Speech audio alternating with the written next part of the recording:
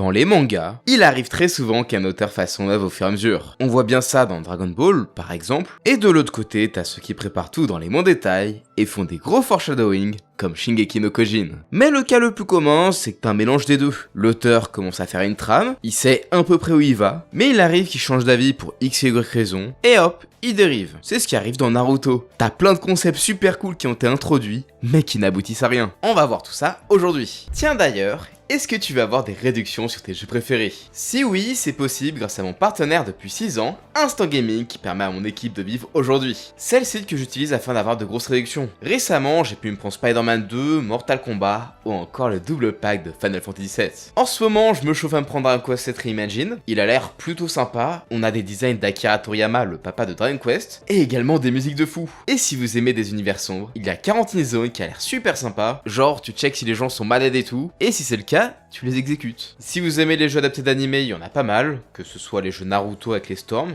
ils sont hyper cool, ou encore les jeux Dragon Ball, que ce soit Sparking Zero pour les jeux de combat, Kakarot pour les RPG, ou encore bien évidemment Fighters qui est juste exceptionnel. Et d'ailleurs, n'oubliez pas d'aller dans mon lien en description, vu qu'il y a un concours pour gagner le jeu de votre choix, comme d'habitude. Il suffit juste de cliquer sur participer.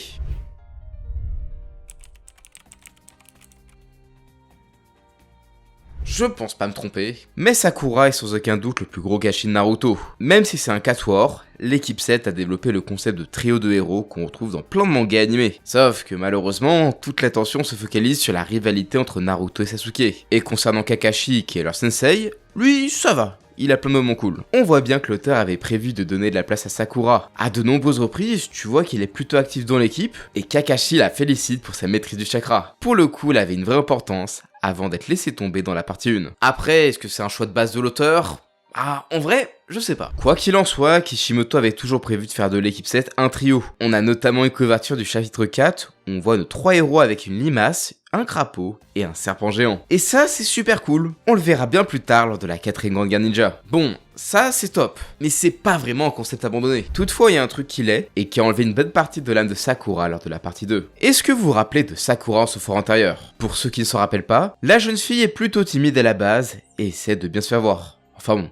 Sauf auprès de Naruto. Sauf que c'est une façade, puisqu'on peut voir ses pensées avec une Sakura bien vénère. Elle a beaucoup plus d'énergie et est très agressive. Dans les jeux vidéo, c'était même le coup spécial du perso. Bon, en même temps, c'est un peu normal, puisque Sakura n'avait aucune technique propre à elle dans le manga et l'anime. En général, elle donne pas mal de coups dans les Clash of Ninja et les Ultimate Ninja. D'ailleurs, petite anecdote, mais Kakashi avec le Sharingan peut copier la Sakura en son fort intérieur, et tu vois sa propre version de la technique. Peut-être que Kakashi est tout timide et qu'il a besoin d'avoir une version plus balèze dans sa tête, je sais pas. Tu me diras qu'à part dans les jeux vidéo, elle sert pas à grand chose. Sauf que vous oubliez le combat contre Ino. Bon, en même temps, c'est pas le meilleur combat de la série. C'est grâce à ça qu'il a pu contrer la transposition d'Ino. Chose qui est censée être impossible. Sauf que même si ça apparaît de temps en temps plus tard, bah le concept a disparu à partir de Shippuden. Peut-être c'est parce qu'elle a grandi et qu'elle a plus besoin de son fort intérieur vu qu'elle s'affirme. Perso, je pense que Kishimoto en avait marre de ce gimmick et que ça allait plus trop avec Shippuden qui était plus sérieux. Maintenant, elle a plus tendance à mettre des grosses patates à Naruto lorsqu'il fait des conneries. Un autre gros concept qui a bien été abandonné par Masashi Kishimoto, c'est que Sakura se doit avec le Genjutsu. On le voit au début de l'examen de Chunin, où Sasuke dit qu'elle est le spécialiste des genjutsu de l'équipe. Ça se remarque également lorsque l'examen de Chunin se part en couille, elle arrive à faire une rupture pour rompre les sorts. À ce moment-là, Kakashi lui dit qu'elle est très douée avec les genjutsu, et c'est répété au début de la seconde partie lorsqu'elle affronte Kakashi avec Naruto. Pourtant, je n'ai jamais vu Sakura faire quelques genjutsu qui soient dans le manga et l'anime. Enfin, elle en fait, mais c'est que dans les Ultimate Ninja. Elle utilise un sort de Genjutsu pour invoquer une Sakura géante et être main giga patate. Personnellement, je pense que Kishimoto souhaitait peut-être donner un type de technique à un de ses élèves, Naruto pour le Taijutsu, avec notamment toutes les techniques qu'il utilise avec ses clones, Sasuke pour le ninjutsu, en même temps avec sa boule de feu suprême et Chidori, ça lui va bien, et enfin, Sakura est censé avoir le genjutsu. Toutefois, il a abandonné l'idée en cours de route. Maintenant, je dirais même que le spécialiste du genjutsu, bah en vrai, c'est Sasuke. Bah oui, avec son Sharingan, il utilise des illusions très puissantes, on l'a vu faire pas mal de fois dans la seconde partie du manga, et d'ailleurs, en vrai de vrai, hormis pour le Sharingan, on voit quasiment jamais les genjutsu. À partir du moment où t'as le Tsukuyomi, bah en vrai les genjutsu, tu t'en fous. J'ai vraiment l'impression que c'est réservé aux Uchiwa et à quelques personnages par-ci par-là. Mais bref, le seul truc qui reste de Sakura est forte avec les genjutsu, c'est qu'il en est quasiment immunisé comme on l'a vu dans The Last. Chose que je trouve très bizarre, sachant qu'elle se fait one-shot lors de son premier combat contre Kakashi. mais bon. Et sinon, sa maîtrise du chakra, qui est normalement très utile pour ceux qui font des illusions, a été utilisée pour la mettre dans une autre voie. Après tout, il faut maîtriser son chakra pour utiliser les jutsu médicaux, et vu qu'elle est devenue une sorte de clone de Tsunade pour les combats, il n'y avait définitivement plus la place pour le genjutsu. D'ailleurs, est-ce que tu sais ce qui doit pas être abandonné? C'est cette chaîne. J'ai besoin de ton soutien pour atteindre les 200 000 abonnés, donc si t'aimes les vidéos sur les pouvoirs, les monstres ou encore les pires univers d'anime, abonne-toi.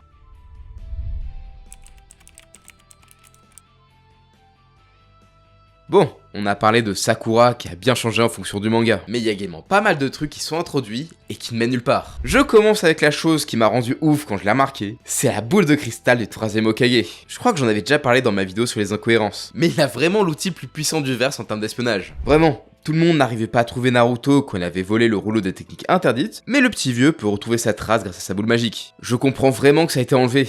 Déjà, on n'a plus le côté vieux sage avec Sarutobi. Avant, il faisait un peu magicien, tu vois. Mais plus le manga avance, plus c'est un ninja. Et ça niquait un peu l'importance du clan Inozuka qui était chargé de pister les gens. C'est vrai quoi. Pourquoi sentir les gens quand tu peux ramener ta boule magique? Ça aurait été super utile pour savoir où se retrouve Orochimaru ou Sasuke par exemple. Finalement, c'est utilisé uniquement par la doyenne Crapaud lors de l'arc Pain. Et c'est tout. Tant qu'on reste sur les concepts liés à la première partie de Naruto, parlons de Sarutobi qui est considéré comme étant le dieu des shinobi et l'Hokage le plus puissant. Alors, on l'a jamais connu à son prime, mais même avec ça, j'ai du mal à croire qu'il soit plus puissant que Hashirama, le mec qui a poutré Kyuubi et Madara en même temps. Pour le coup, c'est dû à un changement de narration. Avant, dans Naruto, l'ancienne génération était pas si forte que ça. Pour vous dire, avant le retcon de la puissance de l'Edo Tensei, Hiruzen vieux fait presque jeu égal face à Orochimaru, Tobirama et Hashirama réunis. Il était considéré comme étant le plus puissant, mais avec le power creep général et l'introduction de Madara et la rousse qu'il a mise au Kage, il était évident qu'il fallait remettre la lumière sur le premier Hokage et sa puissance. Donc tout le délire comme quoi Hiruzen était considéré comme étant le dieu des shinobi, bah en vrai ça va à la poubelle. Dans la même logique, on a le 4ème Hokage qui est considéré comme étant le plus grand de tous les Kage par Tsunade. Mais quand on compare aux monstres de puissance que sont Hashirama et Tobirama, ils font pas le figure. Mais pour le coup, c'est une bonne idée. Moi j'aime beaucoup le fait que dans Naruto, les anciens ont fait des erreurs, et que c'est à notre héros et à sa génération de ne pas les reproduire et être meilleur. Et le flashback entre Hashirama et Madara est tellement bon que ça aurait été dommage de ne pas le mettre. On passe ensuite aux 16 épéistes de Kiri. Et je ne sais pas pour vous, mais je pensais vraiment qu'on allait tous les voir et que ça aurait été une sorte de quête annexe. Dans la P1, on a l'introduction du concept avec Zabuza et par la suite, Kisame. Ils ont tous les deux des épées hyper cool. Et justement, Suigetsu, le nouveau compagnon de Sasuke, voulait choper les armes de tout le monde et reformer les 7 épéistes. C'était un peu son objectif de base. Et à part nous faire un exposé sur toutes les épées lors de la 4ème Gear Ninja, bah en vrai le gars, il a servi à rien. Tu peux oublier son objectif de vie, hein. Des années plus tard, il est juste le majordome d'Orochimaru. Et il n'a même plus l'épée de Zabuza vu que son arme a été invoquée pour que son porteur puisse l'utiliser. Et les 7 épices de Kiri se sont formées,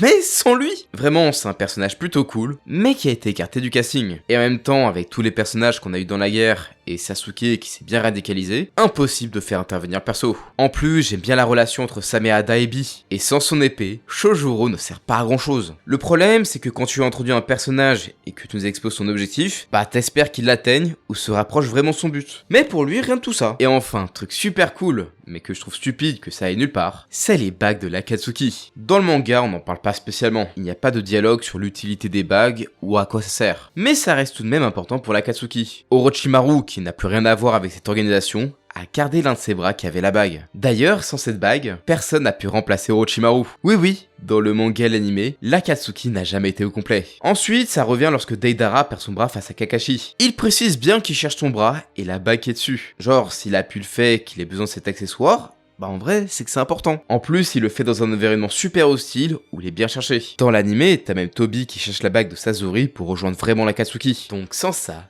tu ne peux pas faire partie de l'équipe. Ce qui est dommage, c'est qu'on n'a jamais une réponse sur l'utilité de la bague et une explication sur les motifs qui sont tous différents. Vraiment, encore aujourd'hui, on ne sait pas ce que ça représente. La théorie la plus populaire, c'était que ça sert à faire un Skype à distance ou encore pour se synchroniser pour faire le rituel d'extraction des bijoux. En soi, je comprends que ça a été skip. Le boss de l'époque a affronté le héros et il ne recrutait plus de membres à partir de la mort de Nagato. Kyuubi n'a jamais été capturé et en prime, il reste quasiment plus personne. Bah, en vrai, il n'y a plus trop de raison d'avoir une explication. Au moins, c'est pourquoi on a des nuages rouges sur leur robe, et ça c'est cool.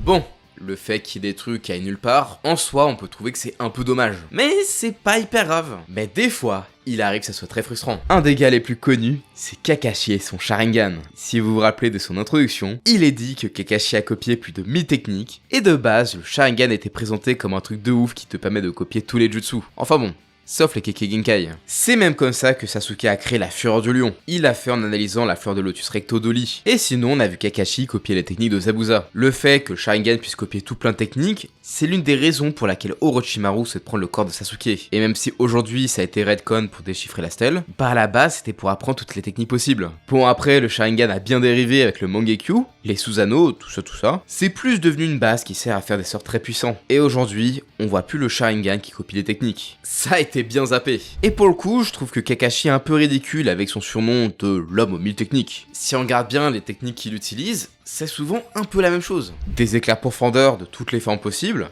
Kamui, qui est sa technique la plus puissante, et un peu de 2 tonnes par-ci par-là. Et en vrai, je trouve ça vraiment dommage. Kakashi est l'un des personnages les plus intelligents, et utilise aucune autre technique que celle qu'il a créée. Il aurait pu servir de counter à plein de personnages, mais là j'ai plus l'impression qu'il copie les techniques que moi qui prends une capture d'écran. J'en ai plein, elles sont stockées sur mon tel, mais je les utilise jamais. Finalement, tout le délire avec le ninja copieur s'est utilisé dans les premiers jeux vidéo. On peut voir Kakashi utiliser le Sharingan pour reproduire les techniques. On a déjà parlé de Sakura, mais le voir copier les jutsu de Kiba ou encore Shikamaru, pour le coup, ça fait un truc quand même. On continue sur les techniques. Et on n'a jamais vu le jutsu ultime de Minato dans le manga à l'animé. En français, c'est la tornade d'éclairs et la danse des hurlements. Il se préparait à utiliser cette attaque à 3 reprises, mais à chaque fois il n'a pas pu la lancer. La première fois, c'est parce qu'il a dû sauver Naruto et Sasuke. La seconde, il a voulu tenter, mais Obito lui a arraché le bras. Et la dernière fois, il a voulu le faire pour créer une ouverture contre le grand méchant, mais il s'est fait devancer par Sasuke, qui a lancé un Amaterasu, et on se focus directement sur un Rasen Shuriken avec du Henton. Et bien que la technique soit très puissante, bah en fait, il n'a rien fait, puisque Jubito absorbe les ninjutsu. Bon. Je sais pas trop pourquoi on a autant focus sur ça. Et outre le nom un peu rigolo, c'est pas montré comme un troll. Mais même s'il avait fait, ça n'aurait pas servi à grand chose. L'attaque aurait été inutile contre Jubito. Et Minato avait zéro intérêt de faire la technique sur son adversaire. Il se serait mis en danger inutilement. Mais si vous voulez voir sa technique ultime qui nécessite un clone, faut voir du côté des jeux vidéo. Avec son double et ses kunai de téléportation, il t'enchaîne dans tous les sens avant de te faire manger un méga Rasengan de la mort. D'ailleurs, c'est peut-être grâce à ça qu'il a pu fumer tout le monde en hors-champ dans le flashback de Kakashi. Bon, au moins on l'a vu dans un autre média. Mais c'est pas le cas de la fameuse technique d'Hashirama. Pour rappel, le premier Hokage ne peut pas bouger.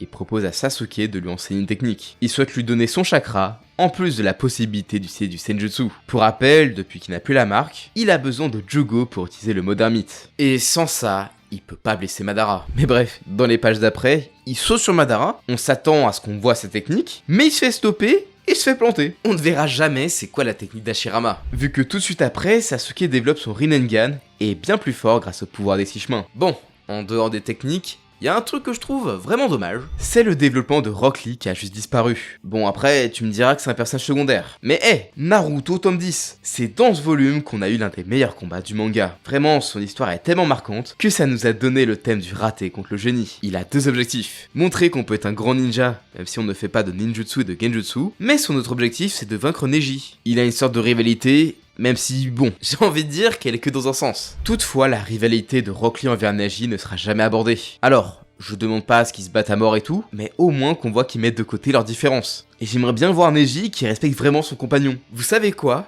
Ils auraient même pu se battre ensemble. Neji aurait pu booster Lee en ouvrant les points de pression pour qu'il libère plus de chakra, et pourquoi pas le rendre plus fort. Mais bon, Rock Lee et Neji sont vraiment mis de côté, comme tous les compagnons de Naruto. Puis en vrai, pourquoi utiliser Rock Lee alors qu'on a Guy qui est plus âgé, plus fort, et maîtrise toutes les portes. C'est à cause de ça que Rock Lee a disparu, et tous ses rêves avec. On continue avec les relations compliquées avec Yuago Uzuki. Alors, pour ceux qui ne se la remettent pas, c'est la copine d'Ayate, le jury du premier tournoi des Chunin. Il faisait de l'espionnage, mais il s'est fait choper et tuer par Baki. Alors non, il se fait pas fumer par le fils de Yujiro, mais sinon oui, le maître de Gaara s'appelle Baki. Enfin bref. On la voit lors de la fin de l'invasion de Suna, elle promet qu'elle se vengera et que la mort d'Ayate ne sera pas impunie. Et bah en fait, non, elle ne se sera jamais vengée. Baki est toujours en vie aux dernières nouvelles, et a toutefois une sorte de conclusion dans un filler de l'anime, où elle revoit Ayate en Edo Tensei. Mais ça n'a rien à voir avec sa promesse. Il est juste content qu'il ait pu devenir forte. Et pour le coup, ça fait très bof. Je trouve ça dommage.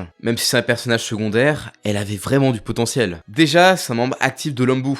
on aurait pu la voir plus souvent, et elle avait tout pour faire un bon ajout au casting. Mais vu qu'il y a une alliance entre Konoha et Suna, on la reverra plus jamais. Mais je vous ai cook un truc de fou. Mais imaginez juste qu'on la revoyait lors de l'arc du sauvetage de Gaara. Elle aurait la haine envers Baki, elle souhaiterait le tuer, et ça aurait été incroyable. Ça irait dans le sens que le cycle de la haine est destructeur. Et ça aurait redonné de la force à Naruto pour essayer de ramener Sasuke avant qu'il ne tue son frère. Ça aurait même pu faire un bon rappel face à Nagato.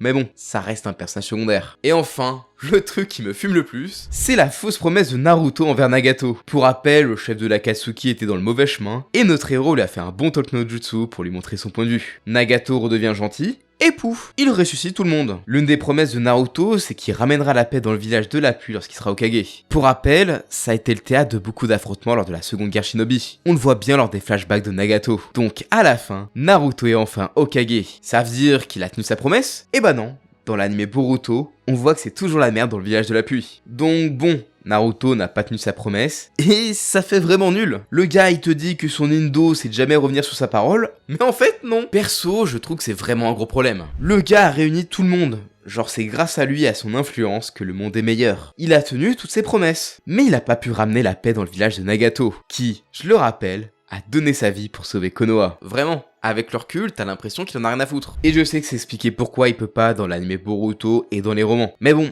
ça nique un peu tout le dialogue. Et pour le coup, je comprends un peu que ça n'ait abouti à rien. La fin de Naruto a été assez rapide. On a eu un seul chapitre comme épilogue qui nous montre le destin de tous les personnages encore en vie et leurs enfants. Mais je trouve ça dommage de ne pas voir le village de la pluie une dernière fois, pour voir que Naruto a bien fait changer les choses. Mais bon, il avait pas le temps de tout développer, et c'est tombé dans les mains d'un autre scénariste. Donc, à cause de ça, Naruto passe pour un énorme mytho.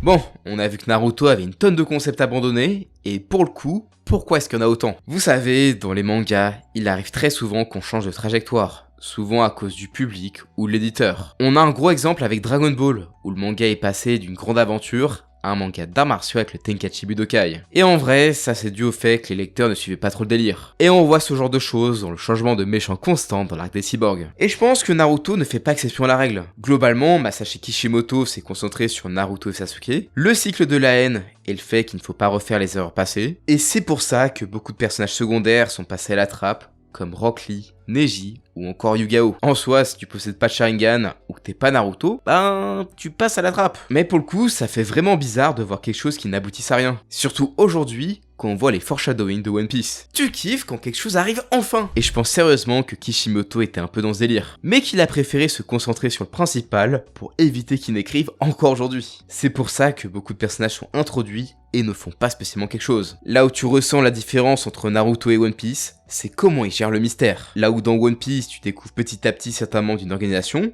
comme les Amiraux, les grands corsaires ou les Yonko, dans Naruto, hormis l'Akatsuki que tu découvres au compte-gouttes, tout se fait d'un coup. On l'a bien vu avec les Biju, les Junchiriki, les 7 épices de Kiri, ou les Kage qu'on n'avait pas vus. C'est deux processus différents. Et pour le coup, j'aurais vraiment aimé en voir plus sur les spadassin de Kiri. Franchement, le concept, il est trop cool, mais bon, l'auteur a mis toutes ses cartes dans la 4ème grande guerre ninja. Est-ce pour le mieux? Je sais pas, à vous de me le dire. En tout cas, si on parle souvent des concepts abandonnés de Naruto, c'est pas tant pour montrer les erreurs du manga, mais plus pour pointer du doigt les choses qu'on aimerait voir. Faut dire que Masashi Kishimoto, il est super fort pour présenter des personnages ou des concepts de fou. Genre le gars, il te sort que le père de Kakashi, il est plus fort que les 3 Sannin, et on le verra jamais en action. C'est un truc de fou quand même. J'aurais trop kiffé avoir un chapitre sur lui, comme on l'a eu avec Minato. Vraiment, Naruto, c'est tellement bien que je veux en voir plus. Et pour le coup, je pense que c'est plus une qualité de l'œuvre qu'un défaut. Et n'oubliez pas d'aller sur mon lien en description pour participer au concours Instant Gaming pour essayer de gagner le jeu de votre choix. Et il y a également plein de jeux en réduction. Allez, dites-moi quel concept vous aurez voulu voir de Naruto à son plein potentiel. Personnellement, c'est tout ce qui tourne autour de Rock Lee. Allez, abonnez-vous, je vous dis à la prochaine, ciao!